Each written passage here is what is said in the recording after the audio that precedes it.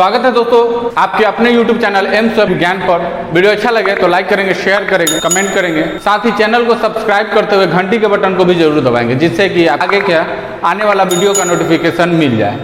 आज हम लोग चर्चा करेंगे नंबर सिस्टम, संख्या पद्धति पर।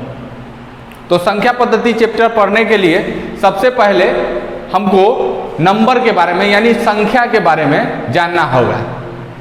संख्या, संख्या किसे कहते हैं? इकाई एवं इकाइयों के मेल को संख्या कहते हैं। जैसे 1 2 3 4 5 6 7 8 9 10 11 12 13 सभी संख्या है। अब होता है संख्या के प्रकार। संख्या कई प्रकार के होते हैं। प्राकृत संख्या यानी नेचुरल नंबर, जिन संख्याओं की सहायता से हम वस्तुओं की गिनती कर सकते हैं उसे प्राकृत संख्या कहते हैं। इसे n द्वारा प्रदर्शित किया जाता है। जैसे 1 2 3 4 5 प्राकृत संख्या दो प्रकार के होते हैं। एक होता है इवन नंबर यानी सम संख्या। तो 2 से विभाजित होने वाली संख्या को सम संख्या कहते हैं। जो संख्या 2 से विभाज्य होगी वह सम संख्या कहलाएगी। दूसरा होता है विषम संख्या। तो जो संख्या 2 से विभाजित अगर नहीं होती है तो वह संख्या विषम संख्या कहलाती है। उसके बाद दूसरा आता है पूर्ण संख्या यानी होल नंबर।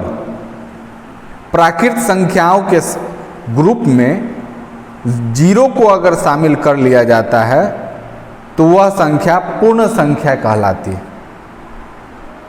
प्राकृत संख्या में अगर 0 को शामिल कर लिया जाए तो वो पूर्ण संख्या कहलाती है।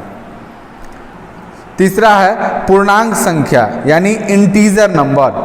धनात्मक एवं ऋणात्मक चिन्हों के साथ पूर्ण संख्याओं के परिवार को पूर्णांक संख्या कहते हैं। इसे i द्वारा प्रदर्शित किया जाता है। जैसे i = -3 -2 -1 0 1 2 3। चौथा है अभाज्य संख्या। अभाज्य संख्या को प्राइम नंबर कहते हैं। अभाज्य संख्या को रूट संख्या भी कहते हैं। वे पूर्ण संख्याएं जिनके स्वयं यानी सेल्फ एवं एक के अतिरिक्त और कोई गुणनखंड न हो रूढ़ या अभाज्य संख्या कहलाती।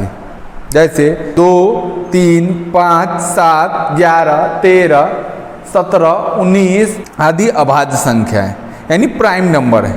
उसके बाद है हमारा भाज्य संख्या। वे पूर्ण संख्याएं जिनके स्वयं एवं यानी सेल्फ और एक के अलावा और भी गुणनखंड होते हैं उसे भाज्य संख्या कहते हैं यानी यौगिक संख्या या कंपोजिट नंबर कहते हैं। जैसे 4 6 9 15।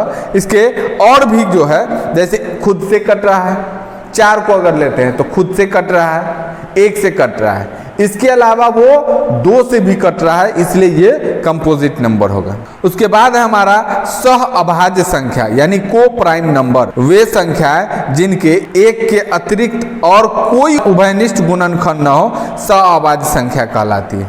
जैसे 2 3 5 7 9 16 11 13। अब आते हैं परिमेय संख्या। ऐसी संख्याएं जो p/q के रूप में निरूपित की जा सके यानी p/q के रूप में लिखा जा सके उसे कहते हैं परिमेय संख्या, जहां p और q एक पूर्णांक होगा न कि 0 के बराबर। अब है अपरिमेय संख्या यानी इरेशनल नंबर। वे संख्याएं जिसे p/q के रूप में प्रकट नहीं किया जा सकता है अपरिमेय संख्या कहलाती है। जैसे √2 को हम p/q के रूप में नहीं लिख सकते। √5 3√6 आदि को हम पाई एक अपरिमेय संख्या है। उसके बाद आता है वास्तविक संख्याएं। सभी परिमेय तथा अपरिमेय वास्तविक संख्या कहलाते हैं। इसका वर्ग सदैव धनात्मक होता है, इसे r से प्रदर्शित करते हैं। जैसे 2 7 √5 1/2 आदि वास्तविक संख्या। ये सभी तो थे संख्या के बारे में हम लोगों ने जाना।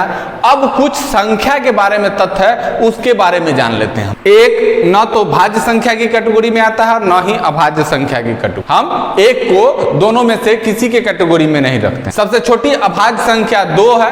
ऐसी अभाज्य संख्या जो सम संख्या है 2 है। तीसरा है वे दो अभाज्य संख्या जिनके बीच केवल एक सम संख्या हो अभाज्य जोड़ा कहलाती है, जैसे 3 5 7 11 13 13 17 इत्यादि। दो परिमेय संख्याओं का योगफल एवं गुणनफल सदैव एक परिमेय संख्या होती है। एक परिमेय तथा एक अपरिमेय संख्या का योगफल एवं गुणनफल सदैव एक अपरिमेय संख्या होती है। पाई एक अपरिमेय संख्या है। प्रत्येक सम संख्या का वर्ग एक सम संख्या होती है तथा प्रत्येक विषम संख्या का वर्ग एक विषम संख्या होती है। जैसे 2 का स्क्वायर करेंगे तो 4 होगा, 6 का स्क्वायर करेंगे तो 36 होगा, 8 का स्क्वायर करेंगे तो 64 होगा। लेकिन 3 का स्क्वायर करेंगे यानी विषम संख्या है तो 9 प्राप्त होगा। 5 का स्क्वायर करेंगे तो 25, 7 का स्क्वायर करेंगे तो 49।